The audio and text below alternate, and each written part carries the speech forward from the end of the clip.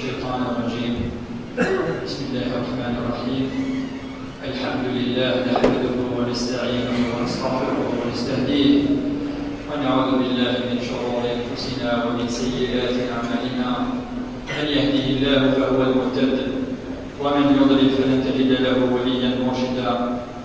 اما بعد فان اصدق الكلام كلام الله عز وجل، وخير الهدي هدي النبي صلى الله عليه وسلم، وشر الأمور محدثاتها وكل محدثة بدعة وكل بدعة ضلالة وكل ضلالة في النار.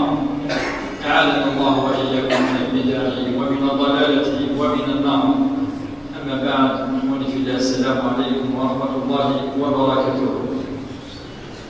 من السبي يوم عظيم، يوم ربي سبحانه في كيس الزليس، في كيس الشأن. السبي العلماء يوم مشهود، حتى قال العلماء أن الشاهد والمشهود المذكور في سورة البروج وشاهد ومشهود، ربي يقول السين والسان الشاهد والمشهود. اعتصم العلماء شرحا الشاهد والمشهود هو يوم عرفة ويوم الجمعة. الشاهد والمشهود يوم عرفة يوم يتقارن المسلمون زيوت تبنيت فرصة ولا قررت روح المسلم. أما وين الذي حج، أما وين الذي الخامس اللي حجنا يوم عرفة يا رب سبحانه ينسلم مرة عند مدان. أما وإذا حجا أثني ناس الحج عرفة، الحج عرفة الناس اللي الحج كلين شيء جديد في ثم راحت لغرون بيلينس هو عرفة. أنا من جنان الفقهاء من لم يقف بعرفة حجه باطل، الحج نسي يطبق وكذا كان الحجاج. أما الفكر يعني اللي حجنا أم يقول وإن شاء الله يقعد حرام على ربي أمكنني إن شاء الله يقعد الحج له أو أدرانك أن يفد الرسول صلى الله عليه وسلم والسني قرينس اسم كثير عرفة أقص للمعلوم أقص للمعاني. اسم كثير يسلم اسمي في الرسول صلى الله عليه وسلم أفد ذلك ومنقار جبل عرفة جبل الرحمة. اسمي يفكر أن قال وصايا في القرى يوصى يسلمن في القرايه كل في كيس الوصايا يجمع يشمل الدين يخدم يوثن الخطبه ومقارنه خطبه حجه او حجه الوداع. اسمين ملال فوق الصحفاء عندما لا نساند اسمي عزمه الحجه مسوى كان ان الرسول صلى الله عليه وسلم الناس لعلي لا القاكم بعد عام هذا في مكانها بلك والزيارة بالعيد ذو مكانك ذي الوقت الأماني وهو يوم عرفة. أفكر أبو بكر الصديق يكثروا سني يوم عرفة لناس يوم وذي يوم الخطاب لناس صب ديوث الآية في الأول وكان فلان غير صب أثناء أسني صب دس للعيد أثناء اليوم عيد. لو أنزلت هذه الآية علينا لجعل ذلك اليوم يوم عيد.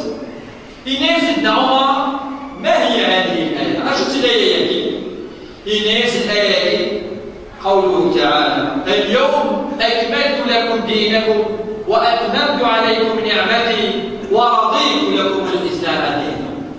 سجل الآية التي مسلمون تنقلوا في الأحكام الشرعية. أي مش الحاجات ديال ربي من الأحكام، من الحلال، الحرام، من السنن، ولاش يعني يخدم الدين قبل ربما كان الأمور اللي مش طاعة كيف يكمل ربي أني في الصوب. إني سيدنا عمر بن الخطاب والله إني أعلم متى نزلت وفي أي مكان نزلت. إني لا يجي الظريح اللي نزلت اللي تصب وأنت تصب. الناس نزلت على رسول الله يوم وقف في عرفة في جبل عرفة وكان يوم الجمعة شاءت الأقدار باللي كتساقي يوم الجمعة كذلك. الساقي نفس الجمعة عندها يملة الجمعة وعرفة. واسمي تنزل الآية كي تنزل يوم الجمعة ويوم عرفة. أفاش كاين بلاد السن والسن ولاش غير السن. خير يوم هو يوم الجمعة كما جاء في حديث الرسول صلى الله عليه وسلم: ففيه يوم خلق الله آدم عليه السلام وفي نفس اليوم أدخله الله الجنة. هسني هو يوم الجمعة، ولكن كذلك يوم عرفة من أفضل الأيام وربما من قيام والسنة يحمل ربي سبحانه. إذا يوم عرفة ساشان لابد من تعظيم الله في يومه. الصام أسوأ اللي يروح له السنة رمضان ينحمل الناس، يروح ناس يساعدوا ناس المنة وهو ليلة القدر. ليلة القدر وناس المنة قارب ربما 21 23 25 27 وربما في 29 خاطر غير محدد. أم فيديو سلي الحديث، ولكن يوم عرفة محدد. يوم عرفة محدد خاطر داس زمان اللي من ذوك الحجاج قدرة لكن عرفة ولا شك هو يوم عرفة. فقال النبي صلى الله عليه وسلم: أفسك مقال يوم عرفة أفيدك يروحنا الحج ويجد القيمة خامسة إن ياسك من صام يوم عرفة. أشد غير الكنين أنا صام يوم عرفة. إن ياسك من صام يوم عرفة كفر الله له سنة مضت وسنة قادمة كما جاء في صحيح مسلم. إن ياسك من يصام نعرفه ربي يسمح الذنوب بس من الذنوب يعدان. اللهم اغفر لنا الذنوب ان شاء الله. بس الكمانيس ربي تمسح بس اللي بحور الذنوب ربي مثلا هذا الذنوب وتذكر ربي لأمة الرسول صلى الله عليه وسلم. جاء في حديث عن عاشوراء: الله يكفر سنة مضت فقط، أما الأمة المحمدية أمة الرسول فلها الفضل. فالله عز وجل فضل أمة الرسول صلى الله عليه وسلم على الأمم. يرنيس سبس نظام أخبر أمة الموسوية إذ كانت عاشوراء نسبة إلى موسى عليه السلام اللي تصامت سيدنا موسى عليه السلام، تصامت بني إسرائيل يوم عاشوراء. يكفر سنة مضت أسبس فقط، ولكن عرفة يغلب عاشوراء. عرفة سنة مضت وسنة تأتي وكيولي يصامت أن عرفة ربي سبحانه من الآن يكسر السيئات أيحدث أمدا المؤمن ربي سبحانه يسمحاس يكفراس الذنوب. لكن عرفة يقال كيس الرسول صلى الله عليه وسلم: خير الدعاء أفضل الدعاء أقرب الدعاء إلى الله دعاء عرفة. الدعاء يملي قلبنا ربي سبحانه. الدعاء اللي يستجب ربي الدعاء السيء. اللهم اغفر لنا الذنوب وكفر عنا السيئات يا ارحم الراحمين. أجل عرفة العلماء قالوا إلى أدعو ذي الجمعة بعد الجمعة قبل العصر بعد العصر قبل الغروب. وكذلك الصائم دعاءه مستجاب وصام عرفة ودعاء عرفة مستجاب.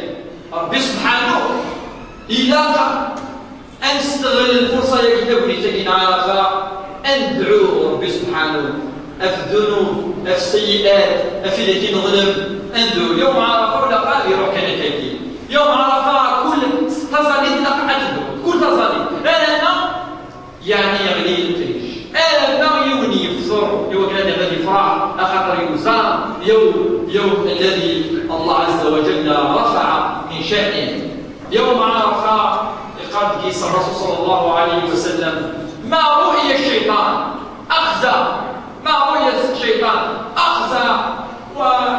أحقر من يوم كيوم عرفة. ولد إبليس يتولي يحزن يخزن ربي يوغل مشطوع يوغل شني مش مشطوع الكيد الناس نحت يوم عرفة. هذا يتقارن العلماء خطأ يخرس لكي يسب وسلك ماليس أخذ أغويهم إوا كنخدم المصائب إوا كنخدم الصالح أسكواس أي خدام إن يستيأتي الله فيغفر له في يوم واس أسمحوه كي يخدم إن سكواس أخدم الشجيع الشياطين إوا كمدنا عصينا ربي سبحانه أسكواس الكماليس أديس ربي يوم عرفة أسني سمحيو كي يخدم أفشتكي فهو أحقر يوم لإبليس اللعين هو يوم عرفة يوم عرفة يوم عظيم ولربما نكون يتمتنا ونسعى يعني شوية مسني في عرفة وإلا ويش كنت من عرفة عرفة يوم عظيم لقد اليوم ودي اليوم من حقيقة الدريالنا يوم عرفة يوم له شأن عظيم عند الله سبحانه وتعالى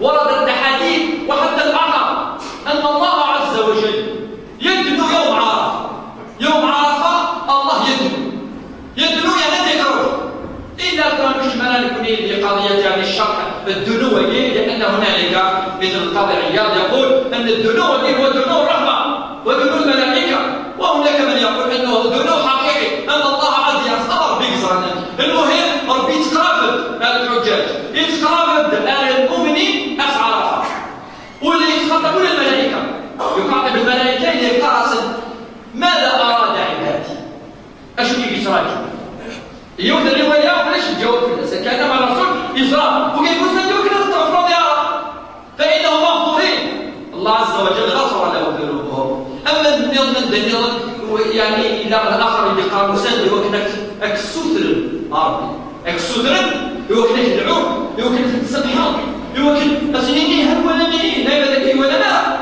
إن أشهدكم يا ملائكتي أني قد غفرت له أخرجوا الشهداء فالله عز وجل يباهي من الملائكة يحمل ربي سبحانه العباد أسن عرفة يوم عرفة يوم عظيم عظمه الله عز وجل واللي يعني في خليك ترى إليه الصبر إلى العلماء الذكر إلى كذلك الصدقة إلى كذلك يشود اليوم العيد عرفة يوم عظيم يوم العيد الله عز وجل جاء في الحديث أن الله عز وجل يغفر لجميع الناس إلا المتشاحنين ألا ولك مازال الفار ولا مسد مازال السفناء ولا مسد أسنين قال لك إيه الجلد ناكوتي وقال لك وسط سبح مرام أنا ما مسامح الناس أخذوا يوم عيد يوم الفرح يوم أن يضرب السماح وقال يوم تسبح يوم عرفة فيوم عرفة يوم كان أخذ ربي سبحانه من أيام الله سبحانه وربي قال القرآن الكريم وذكرهم بأيام الله وذكرهم أي لقد المحكي إلى قد السين نزال يسعى والسن ويشوف لنا والسن النظام والسن يسعى الأزل والسن أن دلنا الآيات الأحاديث بالله سنة خاصة كده النبي عليه الصلاة والسلام أتى كده النار إملال يوم عرفة مع يوم الجمعة وكذلك كنزرع أن الرسول صلى الله عليه وسلم وصل المساكين يوم عرفة يشمل ديرو كل اللي قال لك تورين سنن فوصاهم يوصلنا الناس أيها الناس وقال ربي سبحانه وقيل تعتد لنا في العبد وقيل النفس غالية عند الله عز وجل ذكرها في بدايات الخطبة وفي الأخير بالك إنسلم أدن ينسلم الناس لا تعود بعد الكفران يضرب بعضكم رقاب بعض يعني وقد النوى وقد من الجاهلية الناس الجماع شتكي الناس كل المسلم على المسلم حرام دمه وعرضه وماله يقول يزد الوصايا مقارن الحفظ يوكل أي حرز دين النار ومقارن كليات الخمسة ومقارن مقاصد الشريعة الإسلامية ففلاش يريد يساوي ديننا الإسلامي يوكل أنحرز تنفسي من قتل نفسا واحدة أو فسادا في الأرض كأنما قتل الناس جميعا ربي ندم النفس قيل ساعة مازال بالك أتروح النفس بغض النظر دين سننا ما جيني سننا النفس لا نسيت دمه حرام ماله حرام وعرضه حرام إذ كذب الرسول دين بداية الخطبة الناس ثلاثة أمور بالك ثلاثة أمور بالك يولد النغوايا بالك يولد ما في الشرف أفنيك في البيجماس أفي العرض الناس وثبت الناس بالك يولد دريما البيجماس بطريق غير الرضا بلا رضا عن طريق الغصب والسرقة يأكل أن يأكل بيت ولا كاكي ينسلم يأكل العجائب العكال ينسلم يأكل سبحان الله ولما يروح الحكومة كذا أتفضل ينسلم لك تأكل كان انت على دمه وعرضه وماله حرام أن يوز الرشوة أن يدري نسو سيدر سلغاج السلعة سيدر حرام الشيء كله على أساس أول ما بدأ به كل المسلم على المسلم حرام دمه وعرضه وماله بعد الرسول صلى الله عليه وسلم يعني والصادق سنن هذا الخطبة يدي أكيد تتذكر كل سنة كل أسبوع يسوى الدور قاعدين أدنى وهذا الخطبة يدي خالدة دائما العلماء قالوا خطبة حجة الوداع دستور الحياة دستورنا خطبة دستور الحياة يخدم الرسول صلى الله عليه وسلم يوم عرفة دخل سيدنا الرسول صلى الله عليه وسلم كذلك أن الله قد وضع عليه حرم كل ما كان من الجاهلية أشبه إلى الجاهلية الشرك بالله إناس وقد يئس الشيطان أن يعبد في أرضكم هذا مستحيل الدعاء بحسنا الكل كرام 14 قرن ولاش صنم ولا حد يئس الشيطان وزناق الدول أردنا نوية ظلام أن يخدم يعرف أن يمسورات بالبوين الأصنام للستاتيو في الشارع وعبد التمتمة للكعبة المشرفة هذيك يئس الشيطان ولكن في نفس الوقت لم ييأس الشيطان أمور تحتقرونها أمور يعني ولكن الشيطان عظيم عندها وهي الأمور ثلاثة أتنظر كماهي أتعدد في العالم لأنه لم ييأس الشيطان آمن بك جهنم بطريق غير الشرك شوف ريد النظام كبالة الكبالة الرسول صلى الله عليه وسلم يزيد الشرك بالله من جبتكين فهو موضوع والربا موضوع إن هو أول ربا أبدأ به ربا العباس ربا يقلد العائلات إذا هو موضوع محرم إلى يوم القيامة وكل ما يتعلق أمام الكعبة يخدم كل ثمن الكعبة من الشركيات لنسأل الموضوع إلا السدانة والسقاية والعبادة أي يخدم الحجج ها وين الناس وين الأدلة وين الحجج ها سوين دمان للحجج سوين المكلة للحجج مدرسة الحجر دينا المكليس القشيس يقومون بها الأمور يريد كذلك ألقي من خطر للأعمال الخيرية للحج الهان الرسول صلى الله عليه وسلم كذلك حذر أيها الناس حذر من اتباع الشيطان وفي نفس الوقت وصى باتباع الكتاب والسنة إن يسأل تبع عمل الشيطان أنت إذن عدو نص عن الإنسان ماشي الإنسان ماشي العبد أعرض العبد أنت كتب من حاجات كثيرة أسألك من حاجة بس كثيرة الشيطان مش الدماء ولاش وكان يندمج ضد الإبليس أسكت سفر بسير حميس أما الإنسان يتمدان أفاش تلاقيه دايما لله نفسي وقد كماش مهما كان أما يسد الحمد لله العيد في القراحات اللي عرف المؤمن اش يخدم صلة الرحم يجذب الشيطان ويبدا غدوة أتفق أكفافان وغرضا يفرقيت الشيطان سدوني ثمر الدنيا في فرقيت الشيطان أتفق كذلك أبدس الدرويس فرقيت الشيطان أتفق كذلك الجدس المطور وهكذا شيطان مسلمات ممكن العالم يكزم يشد ربي سبحانه وصلة الرحم صلة سوعلق العرش ربي سبحانه سوعلق اللي يريد يسلم العرش ربي سبحانه شيطان يحوز تكزم فالرسول صلى الله عليه وسلم وصى الفكر الوصايا كذلك ما يتعلق بالمرأة يصاد استوصوا بالنساء خيرا فإنكم أخذتموهن بأمانة الله واستحللتم فروجهن بكتاب الله تنطبقيك ثم تنطبقيك سوى الله سبحانه العقد الدين خدم دي الجنة أخذ وين ضبط الدين هو كانت هو الحياة تنطبقيك إن فإنهن عوان عندكم العوان مثل العبيد العبيد يول داخلي أقول نصف داخلي لكن يسعى للضربات أكثر يجب ناس وحدث من البلك شغلك تبدا في مجلس الخامس هذا وسع ديوان انا غنكسني فالكسني لا يكرمها. والرسول صلى الله عليه وسلم في الاحاديث يقال لا يكرم المراه الا كريم ولا يكرمها الا لئيم. المؤمن يكرمها وربي يوصل نشتكي للقران وعاشروهن بالمعروف وعاشروهن بالمعروف. قال انس بن مالك ما ضرب رسول الله امراه قط الى امر يجوز الضرس تجد الوصيه يفكر دراسه مستوصف بالنساء حالا واحد المفرد ديال الخطبه يقدروا ايوا كنظن بالدين هنا يفتح عزاء مثل الطوف يفكر يعني كخيارات النساء استوصوا بالنساء خيرا استوصوا بالنساء خيرا استوصوا بالنساء خيرا. كذلك الرسول صلى الله عليه وسلم وصى بالصلاه تظل اخر ما وصى به الرسول تظل الصلاه وما ملكت ايمانكم. الصلاه عده مرات امن الرسول اخر ما يرفعه الله من الارض الصلاه. تظل تذكر وتقول مسلم صلاه هذا يعني الوهابي انك تكبر ربي انك تسبح ربي انك تعظم ربي اش صدر لك الله اكبر شحال يبدا الله اكبر تظلنا الله اكبر من بعد سبحان ربي العظيم سبيح الله سبحان ربي الاعلى تظل تسبيح ربي عليك سبحان سبح مين لفظ صالح القرآن الكريم أولا سبحانه.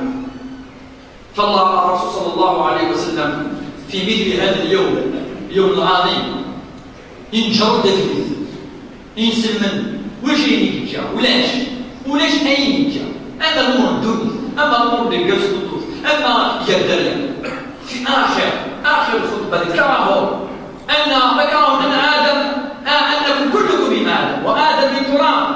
يعني ذكرت أن المؤمنون إخوة لا يظلم المؤمن المؤمنة. ذكرت مسألة مصيرية أن الكل ينسلم ذيوت نفس واحدة. هكذا كانت وصايا الرسول صلى الله عليه وسلم هي في الحقيقة تذكر من باب وذكر فإن الذكر تنفع المؤمنين. نسدوا كذكر لمن هذا يوم عظيم ربما يعني كحكي له متشكر الرسول وان شاء الله بالك الشيخ كذلك ديالنا هذا الكلام معانا ان شاء الله من هذه الخطبه في الخطبه. ندعو الله عز وجل في هذا اليوم العظيم اللهم اغفر لنا ذنوبنا وكفر عنا سيئاتنا اللهم تب علينا توبه نصوحا يا ارحم الراحمين يا رب العالمين. اللهم ارنا الحق حقا وارزقنا اتباعه وارنا الباطل باطلا وارزقنا اجتنابه.